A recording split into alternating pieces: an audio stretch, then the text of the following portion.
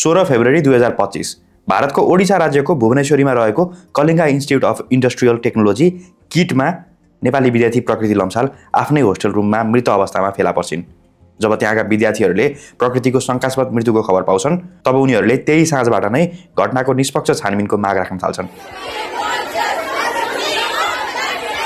बाहिरिएको खबरहरू अनुसार त्यही युनिभर्सिटीमा पढ्ने एक युवाले प्रकृतिलाई बारम्बार दुर्व्यवहार र ब्ल्याकमेलिङ गर्ने गर्थे।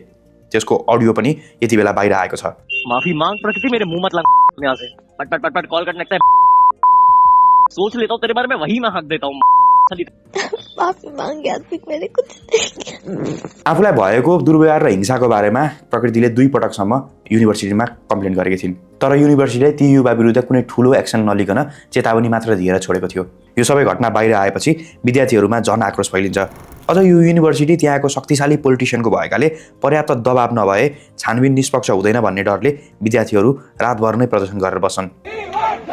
बिहानसम्म त यो घटनाले यस्तो रूप लिन थाल्छ कि त्यसको बदलामा र प्रदर्शनलाई कमजोर बनाउन किटले सबै नेपाली विद्यार्थीहरूलाई एउटै नोटिस जारी गर्दै अमानवीय तरिकाले कलेज र होस्टेलबाट बाहिर निकालिदिन्छ। यो क्रममा युनिभर्सिटीले विद्यार्थीहरूमाथि कुटपिट पनि गर्छ। अर्कोतिर विद्यार्थीहरूको एफआईआरको आधारमा प्रहरीले ती आरोपित युवालाई शहर छोडेर भाग्न लाग्दा एयरपोर्टबाट पक्राउ गरेको छ। अनि यो पुरै घटना यति बेला नेपाली मिडिया, सोशल मिडियामा मात्र नभई राजनीतिक रूपमा पनि चर्चामा आएको छ। एकजना नेपाली विद्यार्थी मृतक भेटिएकी छन्। उहाँले गर्नुभएको छ। त्यो गर्यो भनेर नेपाली विद्यार्थीहरूले प्रतिरोध गर्दाखेरि सेक्युरिटीले खेदी होस्टेलबाट 700 जनालाई भुवनेश्वर ट्रेन स्टेसनमा अरूलाई निस्केर जा भनेको छ। #जस्टिस फर प्रकृति ट्रेन भइरहेको छ भने यो घटनामा सरकारले कूटनीतिक पहलका लागि राजदूतावासलाई पनि सक्रिय बनाएको छ। नमस्कार, म सरोज कार्की र प्रोजेक्ट कुराको आजको भिडियोमा म प्रकृति लम्सालको घटनामा अहिलेसम्म थाहा भएका कुराहरूको बारेमा कुरा गर्नेछु, जसबाट तपाईले यो पूरा घटना के हो भनेर थाहा पाउनुहोस्। तर पनि यो घटनामा नयाँ अपडेटहरू निरन्तर रूपमा आइरहेको छ। त्यसैले यो भिडियो भन्दा पछाडि पनि अरू भिडियोहरू पनि हामीले बनाउन सक्नेछौँ। त्यसैले त्यो भिडियोहरू हामीले अपलोड गरेको सबैभन्दा सुरुमा थाहा पाउनको लागि प्रोजेक्ट कुरा च्यानललाई सब्स्क्राइब गर्नुभएको छैन भने सब्स्क्राइब गर्नुहोला र छेउमा रहेको बेल आइकनलाई थिच्नु होला। अब भने सुरुमा यो घटनामा अहिलेसम्म के भयो भनेर कुरा गरौँ। यो भिडियो बनाउनको लागि हामीले त्यहाँ भएका नेपाली विद्यार्थीहरूको साथै प्रकृतिसँग नजिक भएका व्यक्तिहरूसँग पनि कुरा गरेका छौँ र उनीहरूलाई असर पर्न सक्ने भएकाले हामीले उनीहरूको पहिचान गोप्य राखेका छौँ र उनीहरूले बोलेका कुराकानीलाई हामी हाम्रै टिम मेम्बरको प्रयोग गरेर नाट्य रूपान्तरण गरेर देखाउनेछौँ। 16 फेब्रुअरी आइतबारको साँझ किट फेस्ट कार्यक्रम भइरहेको थियो। फेस्टको अन्तिम दिन भएकाले भारतीय गायक बादशाहको कन्सर्ट त्यहाँ भइरहेको थियो। धेरै विद्यार्थीहरू त्यसैमा मस्त थिए। अनि दिउँसोको यस्तै 4:30 बजेतिर प्रकृतिको नातेदार दाइलाई अरू विद्यार्थीहरूबाट कल आएको थियो। फोनमा उनलाई प्रकृतिको बारेमा बताउँदै कलेजकै क्याजुअलिटी अस्पतालमा आउन भनेर भनिएको थियो। त्यहाँ जब प्रकृतिको दाइसहित हामी साथीहरू पुग्यौँ नि, तब प्रकृतिको मृत्यु भइसकेको थाहा पायौँ। हामी उसको दाइ हो भन्दा पनि युनिभर्सिटीको इन्टरनेसनल रिलेसन्स अफिस IRO का कर्मचारीहरूले उसको शव पनि हेर्न दिएनन्। उल्टै तिमीहरूले कसरी घटनाको बारेमा थाहा पायो भन्दै हामीलाई नै सोध्न थाले। प्रकृतिले यो IRO मा नै एकजना केटा यस्तो अभियुक्त छ, यसले मलाई मेन्टल प्रेसर दिइरहेको छ, ब्ल्याकमेल गरिरहेको छ भनेर पहिले नै कम्प्लेन गरेकी थिए। पहिलोपटक उजुरीमा त्यो केटालाई बोलाएर अबदेखि यस्तो नगर्ने र गरेमा कलेजबाट निकालिदिने भनेर अन्डरटेकिङ लेखाएर केही समय सस्पेन्ड पनि पठाएको रहेछ। फेरि सेकेन्ड टाइममा पनि अब्युज गरेपछि उसले फेरि IRO मा कम्प्लेन गरेर हामीलाई रुँदै फोन गरेकी थिए। त्यो बेलामा पनि पहिले भने जस्तो एक्सन नलि अन्डरटेकिङ लेखेर मात्रै छोडिएको थियो। तर यो पटक केटालाई मात्र होइन, प्रकृतिलाई पनि फेरि यस्तै नगर्ने भन्दै अन्डरटेकिङ लेखिएको थियो। दुईटैलाई किन? त्यही त एक्ज्याक्टली हामीले पनि त्यही बुझेका छैनौँ। केटाको दोष भए पनि केटीलाई पनि अन्डरटेकिङ लेखाएको थियो। तर केटा र प्रकृतिबीच केही समय लभ रिलेसन पनि थियो भन्ने छ क्या। तर त्यसपछि उसलाई पिट्ने पनि गर्थ्यो रे। अनि थर्ड टाइम पनि केटाले फेरि अब्युज गर्दा यस्तो भएको। अनि जब यस्तो भयो तब पनि युनिभर्सिटीले सपोर्ट गर्नुको साटो घटनालाई दबाउन खोज्यो। हामीलाई यो पुलिस केस हो भन्दै बडी हेर्न दिएका थिएनन्। तर त्यहाँ हामीले पुलिस कोही पनि देखेनौँ। उनीहरूले पुलिस नआइकन नै बडीलाई यताउति लगिरहेका थिए। प्रकृतिको मोबाइल र ल्यापटप पनि वार्डनले नै लुकाएको थियो। हाम्रो प्रोटेस्ट यसमा पनि थियो। हामीले विरोध गरेपछि पुलिस आएर मोबाइल र ल्यापटप हामीले नै लिएको र रुम पनि हामीले नै लक गरेको भनेर भन्यो। तर सुरुमा पुलिस आएको नै थिएन। वार्डनले यो सबै गरेको भनेर देख्ने गर्ल्स होस्टेलका विद्यार्थीहरू पनि धेरै नै छन्।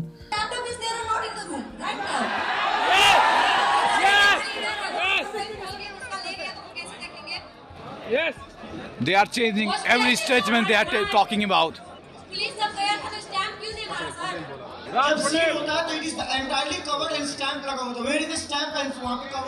हामीलाई युनिभर्सिटीले पुलिस रिपोर्ट गरिसकेको छ भने पनि हाम्रो मनले मानेन र एफआइआर दर्ता गर्यौँ। अनि बल्ल थाहा पायौँ कि पुलिसलाई त खबर नै भएको रहेनछ। अनि हामीले पुलिस रिपोर्ट गरेपछि नै त्यो केटालाई एयरपोर्टबाट भाग्न लाग्दा पुलिसले समातेको थियो। पुलिस रिपोर्टमा पनि यो घटनाको बारेमा प्रहरीले ढिलो थाहा पाएको भन्ने उल्लेख छ। हेर्नुहोस् यो एफआइआर डकुमेन्ट जसमा सूचनाकर्ताद्वारा शिकायत देरी से दर्ज कराने के कारण भनी ढिलो रिपोर्ट हुनुको कारण लेखिएको छ र रिपोर्टिङ टाइम 9:51 भनिएको छ। मतलब घटनाको बारेमा 6 घण्टा भन्दा पनि ढिलो गरी प्रहरीले थाहा पाएको थियो। र अब भिडियोमा अगाडि बढ्नुभन्दा अगाडि आजको भिडियोको स्पोन्सर विराट क्यान्सर इन्स्टिट्युटको बारेमा एकछिन कुरा गरौँ। टेक्नोलोजीको ग्रोथले हामीलाई यस्ता प्रविधिहरू दिएको छ जसले शरीरका विभिन्न भागमा भएका क्यान्सरहरूलाई डिटेक्ट गर्न र यसको उपचार गर्न धेरै सजिलो भइसकेको छ। जस्तो विराट क्यान्सर इन्स्टिट्युटले विभिन्न प्रकारको क्यान्सरहरूको पहिचान र उपचार गर्नको लागि अन्कोप्याथोलोजीको साथै immunohistochemistry, mammography, radiation therapy, brachytherapy, DEXA scan जस्ता स्टेट अफ द आर्ट फेसिलिटीहरूको साथमा कम्प्रिहेन्सिभ अन्कोलोजी सेवाका लागि एडभान्स मेडिकल टेक्नोलोजीहरूको प्रयोग गरिरहेको छ। यसले गर्दा विराट क्यान्सर इन्स्टिट्युटबाट अहिलेसम्म कयौँ व्यक्तिहरू क्यान्सर मुक्त भइसक्नु भएको छ। साथै नेपालको जुनसुकै स्थानबाट विराटनगर उपचार गर्न आउने क्यान्सर रोगीहरूको लागि विराट क्यान्सर इन्स्टिट्युटले यति एयरलाइन्ससँग सहकार्य गरी निःशुल्क यात्रा गर्ने व्यवस्था मिलाएको छ। त्यसैले यदि तपाईलाई वा तपाईको वरिपरि कसैलाई क्यान्सर भएको छ वा शंका भएको छ भने विराट क्यान्सर इन्स्टिट्युटको यो नम्बरमा फोन गरेर थप सल्लाह लिन सक्नुहुन्छ। यो सबैको बारेमा थप जानकारी दिनको लागि डिस्क्रिप्सनमा एउटा लिंक राखेको छु, त्यो पनि हेर्नु होला। अब भने भिडियोमा फेरि अगाडि बढौँ। यहाँ हामी नेपाली स्टुडेन्ट 800 देखि 1000 जनासम्म छौँ। हामी नेपाली स्टुडेन्ट सहित अरू स्टुडेन्टहरूले सबैले आन्दोलन गर्न थालेपछि घटना बाहिर जान्छ भनेर युनिभर्सिटीले हामीलाई सुरुमा थर्काएर डर देखाएको थियो। तर त्यो केटा पोलिटिकल ब्याकग्राउन्डको छ र उसको लागि यस्तो घटना सामान्य हो भन्ने हल्ला पनि छ र कलेजले पहिले पनि यस्तो घटना हुँदा दबाई रकै थियो। प्रकृतिको केसमा पनि युनिभर्सिटीले समयमा एक्सन नलिएको वार्डनले प्रुफहरू म्यानिपुलेसन गरेको देखियो। त्यसैले हामीले आन्दोलन गरिरहेका थियौँ। अनि किटमा यति धेरै नेपाली विद्यार्थीहरू छन्, उनीहरूको समस्या सुन्ने छुट्टै नेपाली डिपार्टमेन्ट पनि हुनुपर्छ भनेर डिमान्ड राखेका थियौँ। तर हाम्रो कुरा नसुनेपछि हामीले रोडहरू पनि ब्लक गर्यौँ। अनि त्यसपछि फाउन्डर सर आएर बच्चे लोग चले जाओ नहीं तो बहुत पछताओगे भन्दै धम्की दिनुभयो। अनि उहाँसँग 8-9 जना बाउन्सरहरू पनि आएका थिए। यो युनिभर्सिटीका फाउन्डर अच्युत समन्ता हुन्। उनी पूर्व लोकसभा सांसद हुन् भने उडिसाको प्रमुख प्रतिपक्षी दल बिजु जनता दलमा आबद्ध छन्। उनी उडिसाको शक्तिशाली व्यक्तिहरूमध्ये पर्छन्। योभन्दा अगाडि पनि यस्तो कुरा भइरहन्थ्यो तर भित्रभित्रै दबाइन्थ्यो। तर यो पालि यो कुरा बाहिर आएको छ। तर कलेजले हाम्रो कुरै नसुनी पहिले कहिले नदेखेको गुण्डाहरू कलेजमा ल्याएर हामीलाई कुटपिट गर्दै बाहिर निकालेका थिए। नेपाली विद्यार्थीलाई निकाल्नको लागि सबै नेपाली विद्यार्थीको लागि किट बन्द भएको र तत्काल होस्टेल पनि खाली गरिदिनु भनेर साइने डाइ नोटिस जारी गरेको थियो। यो नोटिसपछि सबै नेपाली विद्यार्थीलाई उनीहरूको सामानसहित बसमा राखेर सहरको विभिन्न ठाउँहरूमा लगेर त्यसका कर्मचारीहरूले छोडिदिएका थिए। हामी फेरि भेटेर आन्दोलन गर्छौँ भनेर हामी मध्ये कसैलाई भुवनेश्वर रेलवे स्टेसन र कतिलाई 1 घण्टा पर कटक रेलवे स्टेसन छोडिदिरहेको थिए र कसैले जान्न भनेर भन्दाखेरि तिनीहरूलाई कुटपिट गर्थे र हामीलाई होस्टेलमा कुट्दा पनि चोट नदेखिने ठाउँमा कुटिरहेको थिए। अनि यो सबैको भिडियो खिच्दा हामीलाई झन् थर्काइरहेको थिए। यो हरियो सर्ट लगाउने व्यक्ति एसके रथ हुन्। उनी होस्टेल डाइरेक्टर हुन्। यो भिडियोमा हेर्नुभयो भने उनले विद्यार्थीहरूलाई 1 महिनापछि देखाइदिने भनेर थर्काइरहेका छन्। यस्तै आन्दोलन गर्ने विद्यार्थीहरूलाई कलेजका अरू कर्मचारीहरूले थर्काएको यो भिडियोहरू पनि हेर्नुहोस्। 40,000 बच्चों को मतलब खिला रहा है, पढ़ा रहा है, फ्री में बिठा के। तुम्हारे कंट्री का उतना बजट होगा। यसमा किटले 40,000 विद्यार्थीलाई पढाइरहेको, खाना खुवाइरहेको र त्यति त तिमीहरूको देशको बजेट पनि नभएको भनेर नेपाली विद्यार्थीहरूलाई थर्काइरहेका छन्। हामीलाई बेहाल अवस्थामा रेलवे स्टेसनहरूमा छोडियो, टिकटहरू पनि पाइरहेको छैन, पैसा पनि छैन, कहाँ जाने र के खाने थाहा छैन। अनि हामी 16 जना नेपालीहरू 1 लाख रुपियाँमा बस रिजर्भ गरेर नेपाल फर्किरहेछौँ। त्यो पनि पछि पैसा दिने भनेर हामीले रिजर्भ गरेका छौँ। नेपाली बाहेक अरू विद्यार्थीहरूले पनि प्रोटेस्ट गरेका थिए तर त्यहाँ इन्डियन स्टुडेन्टहरूलाई चाहिँ दबाइरहेछ। अरू इन्टरनेसनल स्टुडेन्टहरू त थोरै नम्बरमा छन् तर उनीहरूको होस्टेलमा कर्फ्यू लगाए जस्तै उनीहरूलाई बाहिर नै निक्लिन दिएको छैन। यो नोटिस हेर्नुहोस् जसमा 18 फेब्रुअरीको साँझसम्म होस्टेलबाट बाहिर ननिस्किन भनेर भनिएको छ। मिडिया र सोसल मिडियाहरूमा त्यहाँका समाचार, भिडियो र तस्बिरहरू सार्वजनिक भएपछि नेपालमा पनि यसमा कुराकानी र विरोध हुन सुरु भएको छ। केही समूहले त यहाँको भारतीय दूतावास मार्फत पनि दबाब दिइरहेका छन्। इन्डियामा पनि यस घटनाको विरोध सुरु भएको छ। प्रधानमन्त्री केपी ओलीले पनि सुरुमा आफूले मिडिया र सोसल मिडियाबाट घटनाको बारेमा थाहा पाएको भनेर फेसबुक पोस्ट गरेका थिए। पछि नयाँ दिल्ली स्थित राजदूतावासले पनि नेपाली विद्यार्थीहरूलाई युनिभर्सिटीबाट निकालिएको घटना थाहा पाउने बित्तिकै आफूहरूले किटसँग छलफल गरेर विद्यार्थीहरूको सुरक्षा, बस्ने व्यवस्था र अध्ययनको वातावरण मिलाएको भन्ने आशयमा यो विज्ञप्ति निकालेको थियो। अनि विद्यार्थीहरूसँग समन्वय गर्नको लागि नयाँ दिल्ली स्थित राजदूतावासबाट 2 जना अफिसरहरू परिचालन गरेको भनेर एक्समा प्रधानमन्त्रीले ट्विट गरेका थिए। यो घटनामा सरकारले समयमै पहल सुरु गर्यो, यो कुराको प्रशंसा गर्नुपर्छ। तर फेरि यसमा पनि के कमजोरी गरिरहेको छ भने 700-800 विद्यार्थीहरूसँग समन्वय गर्नको लागि जम्मा 2 जना अफिसर परिचालन गर्यो। कसरी त्यति धेरै विद्यार्थीहरूलाई जम्मा 2 जना कर्मचारीहरूले समन्वय गर्न सक्लान्? अनि फेरि दिल्ली स्थित दूतावासको यो विज्ञप्तिमा राखिएको समन्वय गर्ने सम्पर्क नम्बर नै गलत छ।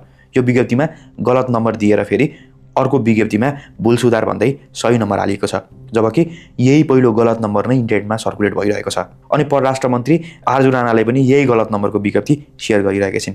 यति संवेदनशील विषयमा टेलिफोन नम्बर जस्तो अति महत्त्वपूर्ण जानकारी नै रिचेक नगरिकन कसरी नोटिस प्रसारण हुन सक्छ? अनि फेरि उता किटको चटक छुट्टै छ। सबैतिरबाट दबावहरू आउन थालेपछि उसले पनि 17 फेब्रुअरीको राति सबै नेपाली विद्यार्थीहरूलाई फिर्ता आउन भनेर अर्को नोटिस निकाल्यो। 24/7 विद्यार्थीहरूको सेवामा हाजिर छौँ भन्दै हटलाइन सार्वजनिक गर्यो, जबकि अधिकांश विद्यार्थीहरू विभिन्न तरिकाबाट नेपाल फर्किन थालिसकेका थिए। इतना दूर हम लोग आए हैं, अब हम लोग कैसे आए आप बताइए? आधे रास्ते से आप नहीं, आपको क्या लगता है हम लोग 5 मिनट 10 मिनट दूर है? चल पैदल जब मन चाह निकाल दिया, जब मन चाह बुला लिए। अनि फेरि किटले सुरुमा घटनालाई लुकाउन खोज्यो। पोस्टमार्टम रिपोर्ट नै नआइकन आत्महत्या भनेर विज्ञप्ति निकाल्यो। त्यसपछि विद्यार्थीहरूको आवाज दबाउन खोज्यो। एकैपटक अमानवीय तरिकाले कुटपिट गर्दै विद्यार्थीहरूलाई निकाल्यो र यो सबै कुराले हंगामा भएपछि भने फेरि विद्यार्थीहरूलाई फिर्ता बोलाइरहेको छ। अनि प्रकृति जो स्कुल अफ कम्प्युटर इन्जिनियरिङको 3rd इयरको विद्यार्थी थिइन्, उनको मृत्युको घटना पछाडि उनको बुवा लगायतका आफन्तहरू त्यहाँ पुगिसकेका छन्। अब प्रकृतिको शंकास्पद मृत्युको कारण के हो भनेर उनको पोस्टमार्टम रिपोर्ट आइसकेपछि मात्रै सार्वजनिक हुन्छ। अनि ती आरोपित युवा जो शक्तिशाली परिवारका छोरा हुन् भनिएको छ, उनको संलग्नताको निष्पक्ष छानबिन भई कारबाही हुन्छ कि हुँदैन? प्रमाण लुकाउन खोजेको किटका कर्मचारीहरू विरुद्ध छानबिन हुन्छ कि हुँदैन? नेपाली विद्यार्थीलाई विभेद र कुटपिट गर्नेहरूलाई कारबाही हुन्छ कि हुँदैन? यो कुराहरू र यो पुरै घटनाहरूको बारेमा अगाडि के हुन्छ भन्ने विषयमा जानकारी दिने गरी सकेसम्म हामी नयाँ भिडियो बनाउनेछौँ र भएन भने पनि हाम्रो कम्युनिटी पोस्ट र सोशल मिडिया पोस्टहरूबाट तपाईँहरूलाई निरन्तर रूपमा अपडेट गराइरहनेछौँ। त्यसैले प्रोजेक्ट कुरा च्यानललाई सब्सक्राइब गर्नुभएको छ भने सब्सक्राइब गर्नुहोला। हाम्रो फेसबुक र इन्स्टाग्रामको लिङ्क हामीले डिस्क्रिप्सनमा राखेको छौँ, त्यसबाट पनि हामीलाई फलो गर्नुहोला। अर्को भिडियोमा फेरि भेटौँला। यो भिडियो पुरै हेर्नुभएकोमा धन्यवाद र हामी फेरि भन्छौँ प्रकृतिले न्याय पाउनुपर्छ।